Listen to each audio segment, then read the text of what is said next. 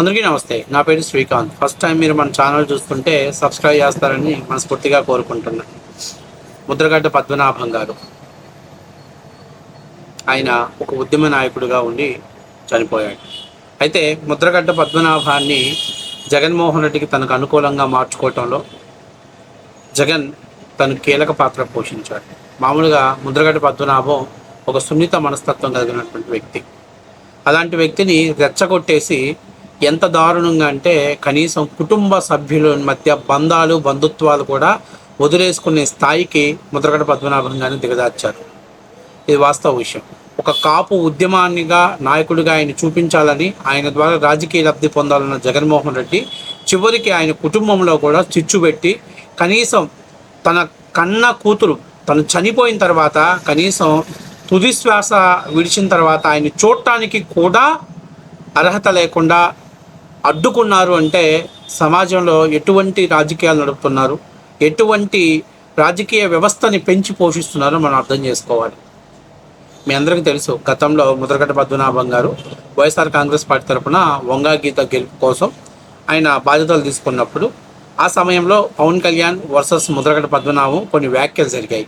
ఈ క్రమంలో పవన్ కళ్యాణ్ గారు అదే సామాజిక వర్గం నుంచి వచ్చిన వ్యక్తి కాబట్టి ఆయన ఏదో రాజకీయ రాష్ట్ర మార్పుల కోసం పాటుపడుతున్నాడు కాబట్టి ఆయన వెనకాల క్రాంతి నిలబడింది.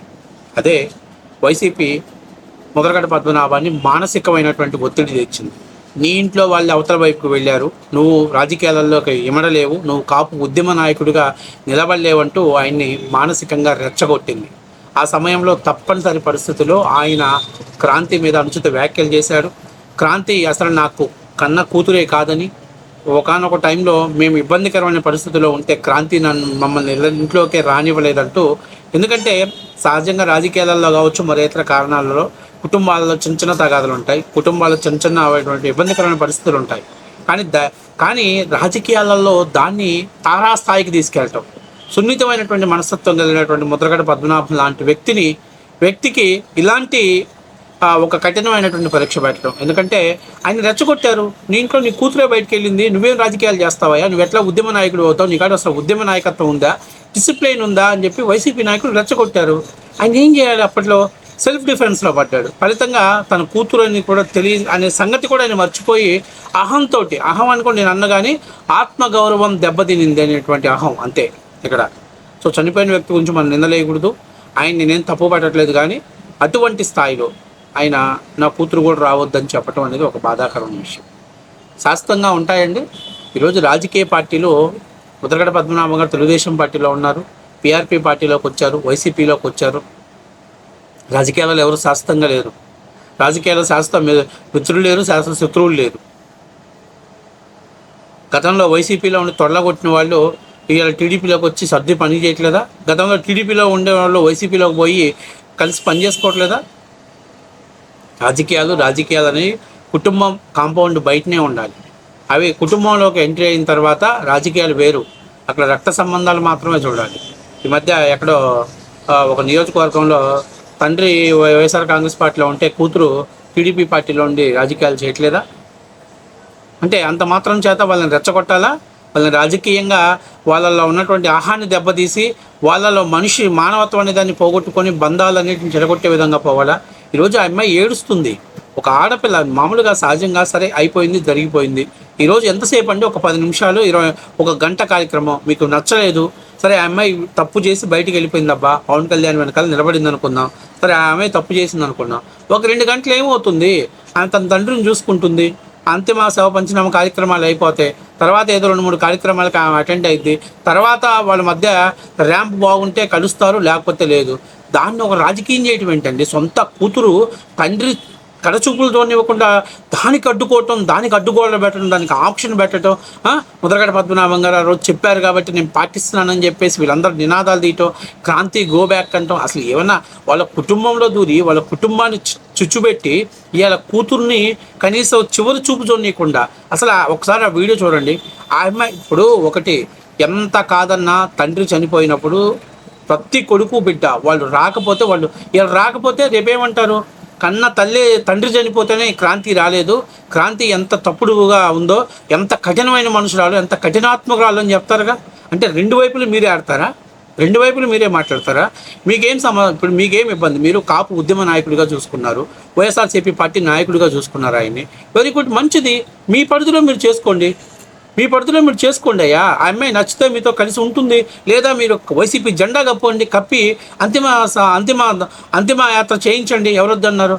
కానీ చూడొద్దు, వాళ్ళు చూడొద్దు, వీళ్ళు చూడొద్దు. ఒక ఉద్యమ నాయకుడిని అందరూ చూస్తున్నప్పుడు కన్న కూతుర్ని చూడొద్దని చెప్పడానికి మీకు ఎక్కడ రైట్స్ ఉన్నాయ్యా? ఒకసారి చూడండి ఆ వీడియో.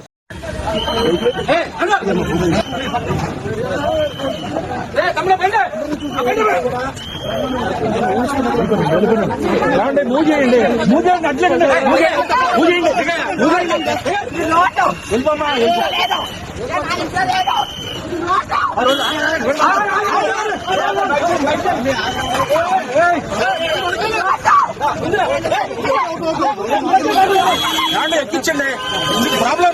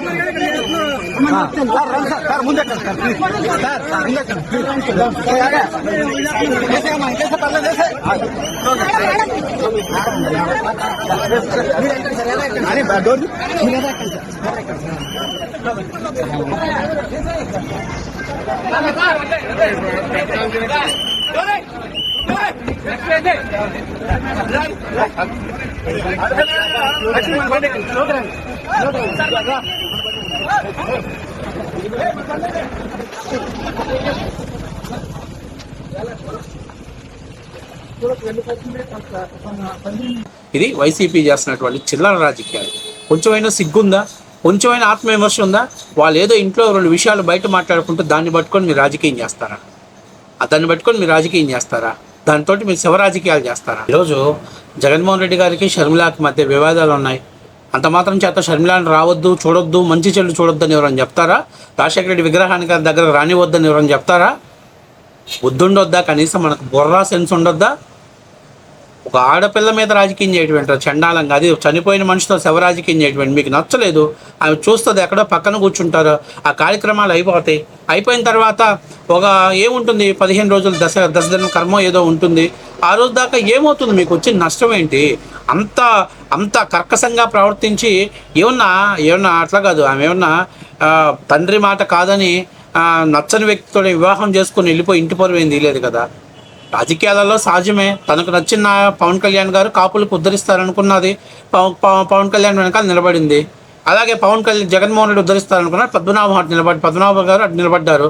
సో అయిపోయింది, అది అంతతో అయిపోయింది. దాన్ని తీసుకొచ్చేసి ఇవాళ జగన్మోహన్ రెడ్డి వస్తున్నాడు కాబట్టి క్రాంతి కనపడకూడదు, వందలాది మంది వైసీపీ కార్యకర్తలను అక్కడ దోలి కాపు ఉద్యమ నాయకులు ముద్రగడ్డ అభిమానులుగా క్రియేట్ చేసుకొని ఇదేనా చిల్లర రాజకీయం? ఇదేనా శవ రాజకీయాలు చేయటం?